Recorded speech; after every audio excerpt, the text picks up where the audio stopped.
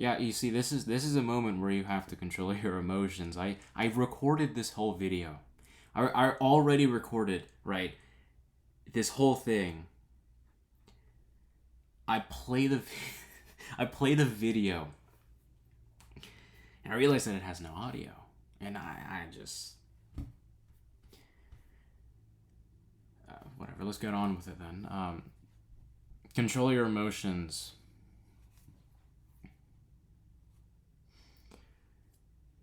I remember that there was a.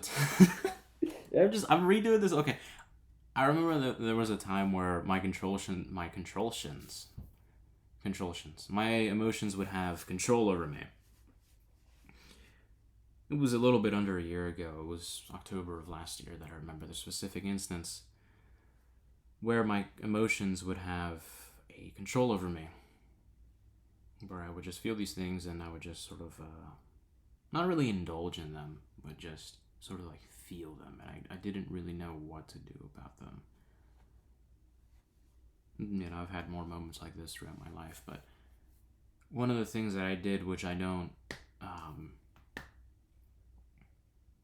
recommend that any of you do, is to bottle up your emotions and to just get through it, because that's not what controlling your emotions mean. It doesn't mean to bottle them up. It doesn't mean to just get through them. Truly, what controlling your emotions mean is to redirect that energy. But in order to do that, we have to understand what are emotions. The best way that I would describe emotions are that they are a response to the things that happen in our lives. When we hang out with friends and family or those that we love, we always feel happy. Whenever we get hurt by, I don't know, carpet burn, or by somebody telling us something mean, we feel sad or even angry. It's a reaction. I mean, whenever we see something mildly disgusting, we feel disgusted. It's just a reaction towards the things that happen to our lives. Those are what emotions are.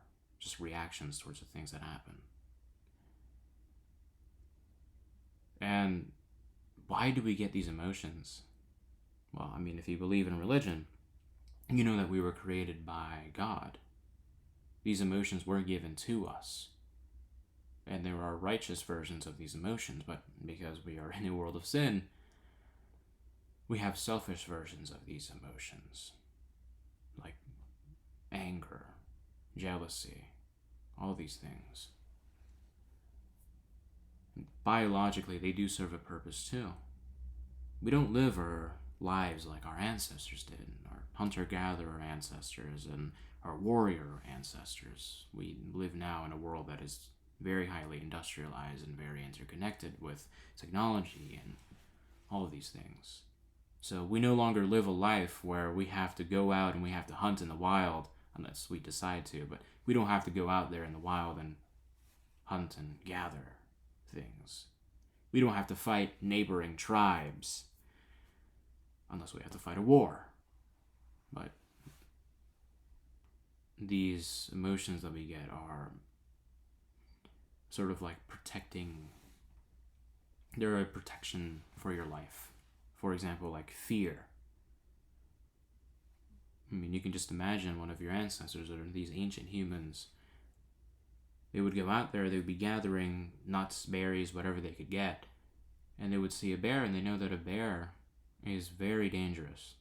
They could die, and so they have that fear. Or a snake, they know that it's poisonous, and they know that if it bites you, you're dead. And so they run away, because they want to preserve their own life. It's the same thing could be for anger. They see an animal that they can fight.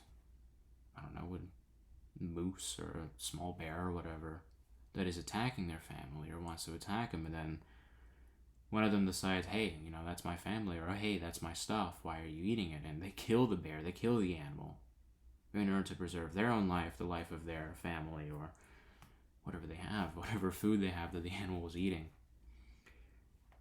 These emotions are used to preserve our life. They're used to protect us. And one could say that anxiety and fear and all these things that we get nowadays do feel like we are dying or we're going to die. I know that I would describe it like that. I would have described it like that. That, hey, it feels like I'm dying constantly because, I'm afraid of doing this, or I'm afraid of talking to that person, or I'm afraid of going to this place. And so our bodies are in this sort of like fight or flight mode whenever we have anxiety or whenever we're fearful, because we don't know if we're going to die or if we're going to persevere. So I guess you can take this as, conquer everything, conquer the things that, conquer your fears, conquer the things that you're anxious about in your life, right?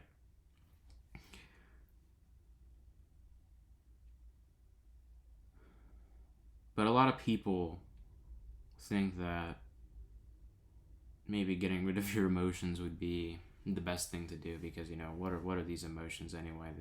I just feel fear, anxiety all the time. And I mean, as I said, they're a response to the things that happen in your life, and you have to sort of like fight through the things that cause you fear. You have to conquer those fears. You have to go up and talk to that girl. You have to go up and talk to your boss because you want a raise or something, right? Or you have to give them your 2 weeks notice because you got another job or whatever, right? But this doesn't necessarily mean that we should get rid of our emotions, because if we did, we would just be soulless creatures. We would be robotic. Hanging out with friends and family and your loved ones would be just as interesting as anything that's boring in this life. I don't know. It could be reading for you. It could be, I don't know, taking a stroll, driving, being stuck in traffic. I think that would be a more accurate representation in this day and age. Doing things that you enjoyed, like for me, it would be reading or hanging out with friends and family or my loved ones, would be just as interesting as being stuck in traffic. What sort of life is that worth living when you don't even enjoy being with the people that you love? When you don't feel happiness whenever you accomplish something, or when you're on the journey of completing something. This doesn't mean that we should get rid of our emotions. Our emotions are actually essential. As I said before, they protect us from things. They also let us know about things that our consciousness isn't even aware of, our front mind. They let us know that if we're feeling sad about something, if we just spontaneously start crying, they let us know things about ourselves that we don't even know about ourselves. So, what does controlling your emotions mean? It means to redirect that energy, sort of think of your emotions as like water, right?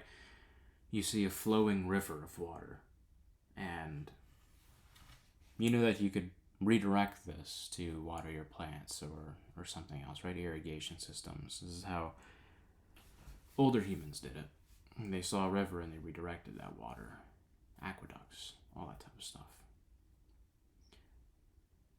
Your emotions are like water. They're just one flowing stream. They can cause destruction, but they are also what give us life, just like water does.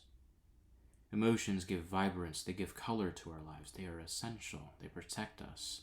They give us fulfillment.